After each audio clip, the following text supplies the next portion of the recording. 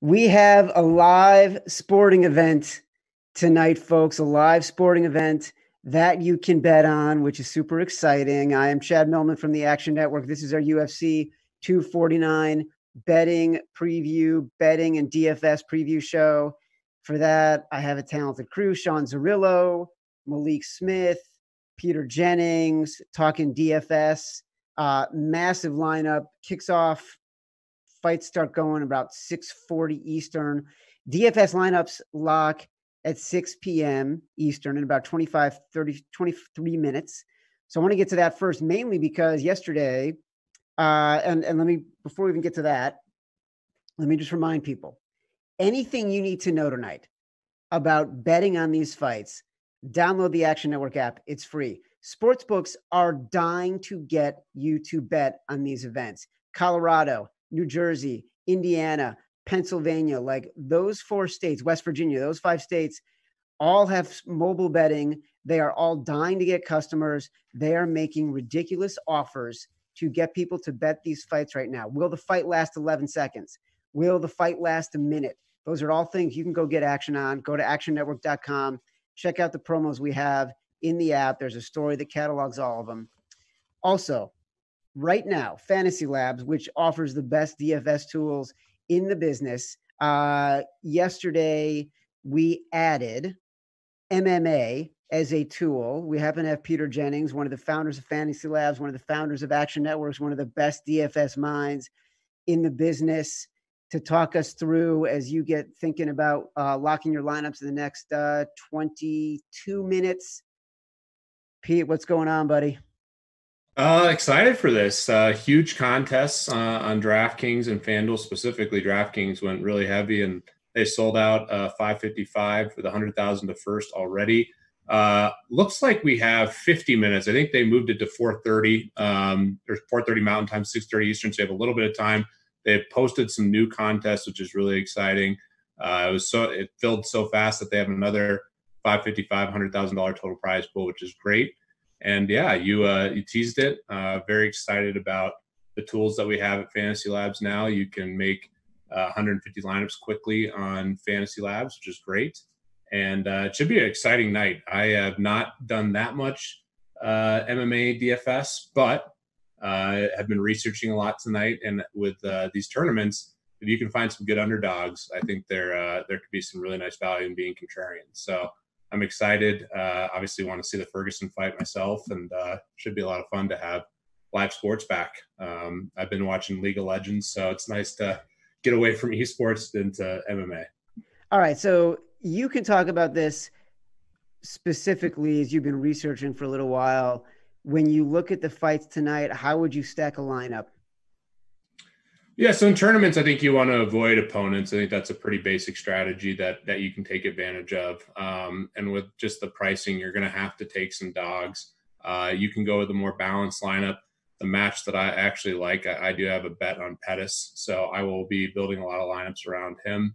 And then it just really comes down to if you want to build some with more expensive guys, you're going to have to take more dogs. And you could leave some money on the table as well, which is, especially if you're playing a lot of lineups, that's a way to, avoid duplicates, which is a plus EV strategy in these tournaments, especially if you're playing in a more top heavy structure. So some basic rules of DFS really apply, and you can set those settings on Fantasy Labs and build a bunch of lineups. So that's what I'm looking at right now. And also curious to hear as we get closer to these fights starting, the opinions of our other guests here on some maybe contrarian fights, maybe some dogs that they like. Dude, I'm not walking away from DFS quite yet, because you didn't even you kind of gave me a great answer, but you didn't give me any details in the answer. Like, if you're stacking a lineup right now, how are you thinking about Yorgan De Castro? How are you thinking about Tony Ferguson? Would you put Ferguson and would you put Justin Gaethje in the same lineup? Like, give me some thoughts on how you might think about the main events, the last 2 fights. Yeah, it comes down to roster. It comes down to the contest type that you're playing. I would not play opponents versus each other in most tournaments. I think, especially in bigger tournaments, you want to avoid that. You're capping your upside. If you're playing like a heads up match or a 50-50 game, you absolutely can do that.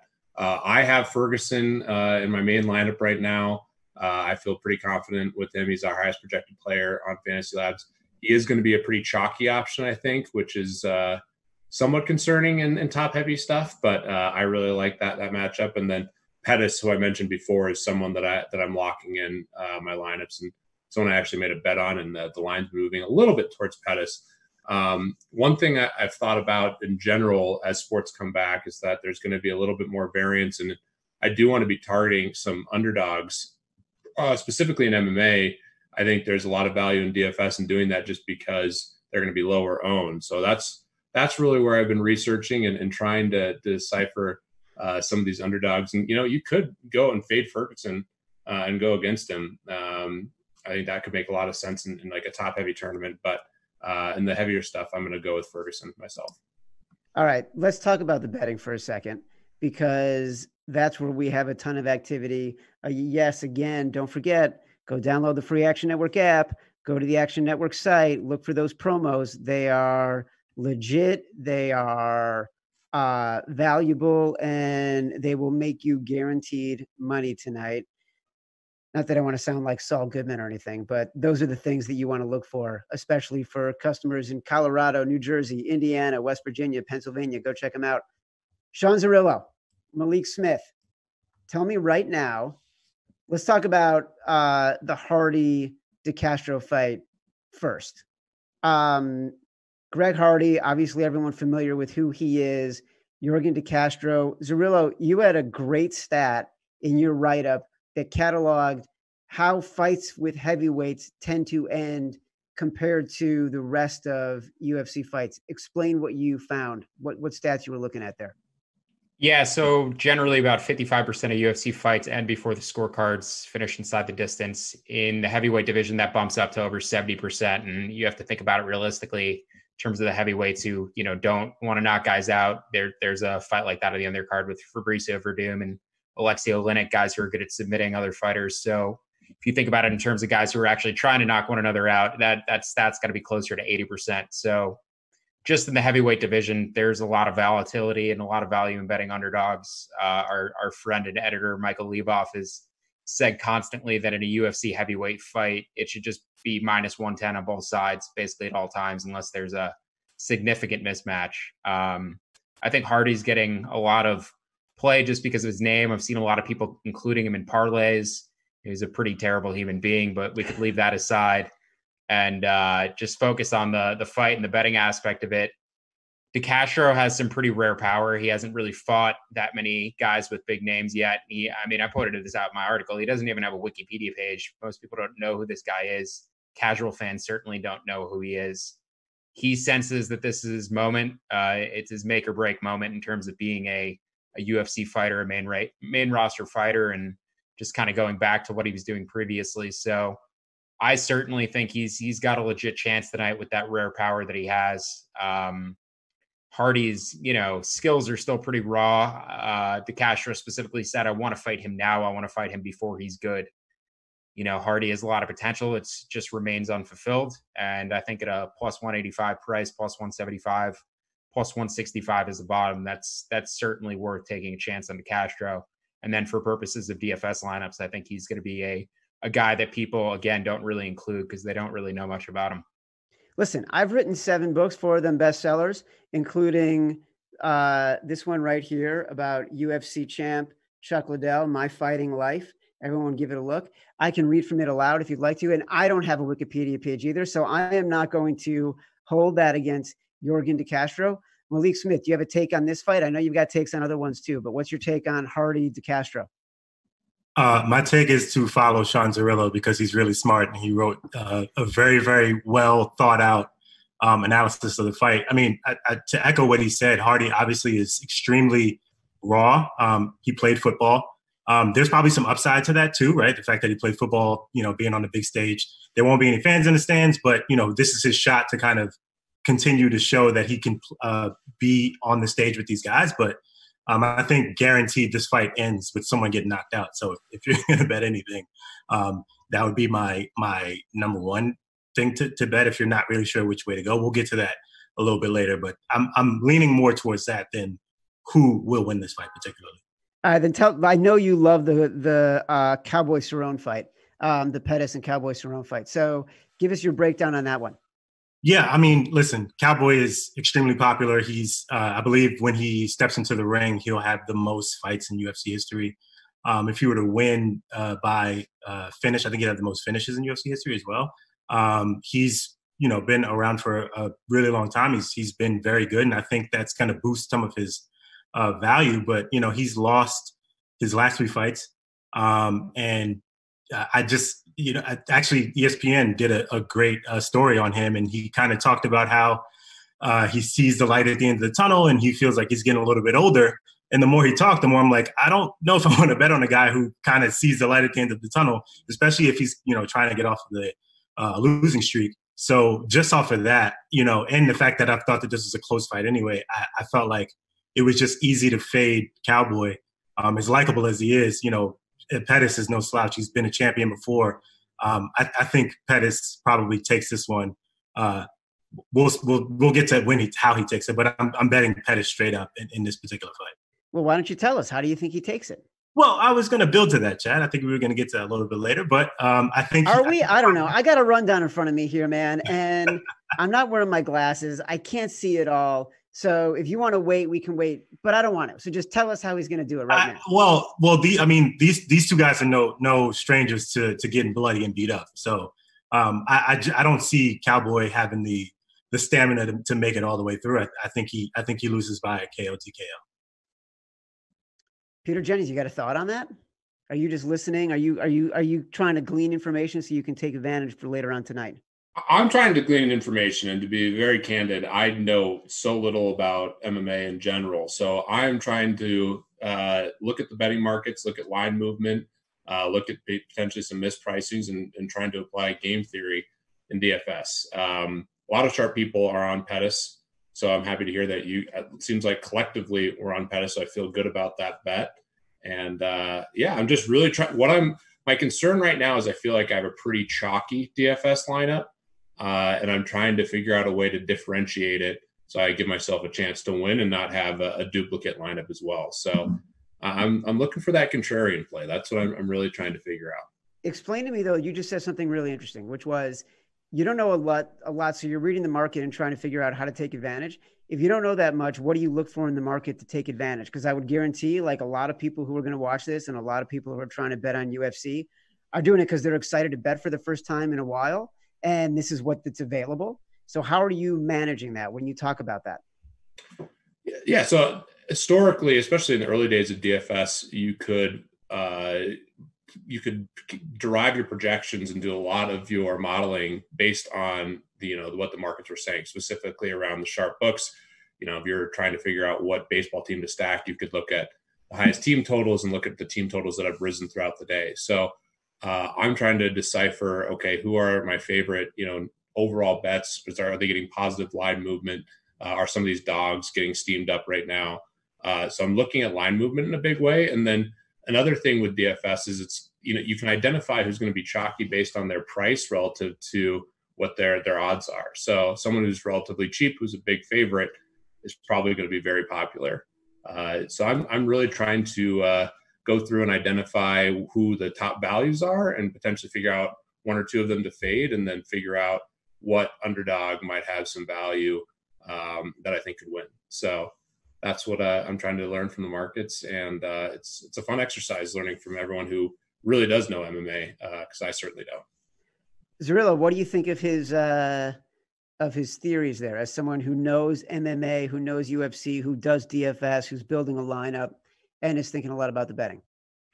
Yeah, I mean, obviously you can kind of just look at a card and figure out what people who are more casual DFS players might want to put in their lineups. People from the big fights, obviously the 2 main events, the 5-round fights, people are going to look to target those, not only because they're longer fights and you just have more opportunities to rack up points, but those are the fights that people want to watch. I would just off the jump, especially because there's only one fight on this card involving women, I can't even imagine that many lineups are going to have either of those 2 female fighters in them.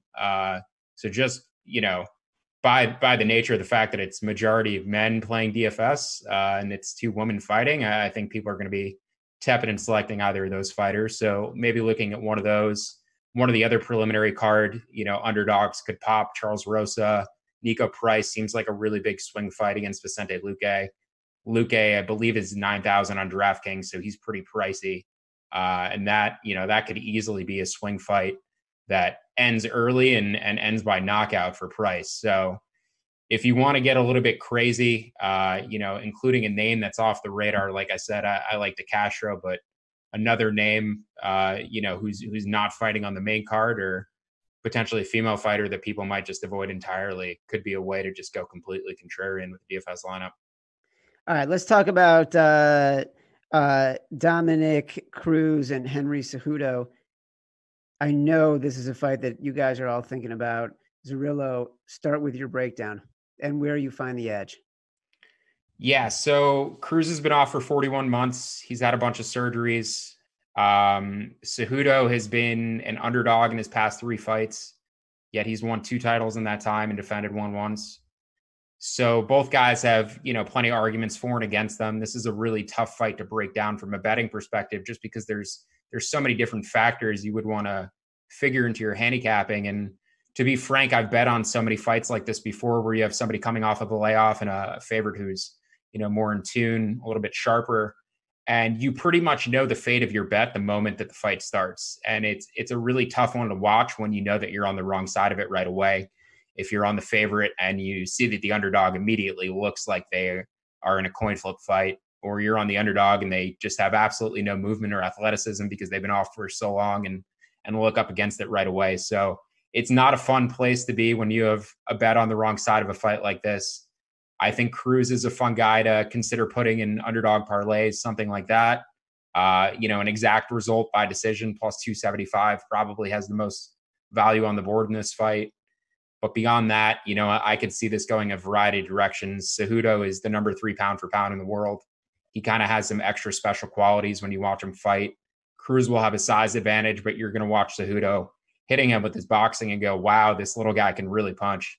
So he's very impressive just with the way he punches above his weight class, because he is a true fighter from a lower division that's now been eliminated in the UFC. So I think this fight could go a variety of directions, but I do think the value on the bigger fights tonight will probably be in the underdogs. Malik, you got a similar take? Where's your head on this one? Yeah, I kind of agree with what Zerillo said. I mean, he points out some good things about the size difference. Cejudo, I think, is 5'4", and Cruz would be the biggest, tallest guy that he would have fought. He's only had one fight at 135. He won the championship, so he had 2 belts to his name. But it's very difficult to when you're used to fighting in a lower division. It's very difficult going up and continuing to prove that you can fight at a higher weight class. So it'll be interesting to see, from his style, how he used his wrestling to kind of get inside and get Cruz to kind of activate. I think the most interesting thing about Cruz is that he leads all active fighters in terms of longest average fight time. So he's going to try to keep Cejudo at bay, like bring him into deep water. He's also top 5 in significant strike defense. So, these are things that kind of play into Cruz's favor, because he's had such of a long layoff. He's going to try and do everything that he can to keep Cejudo at bay. I agree with Zerillo in terms of this being one of the toughest ones. I kind of lean Cejudo.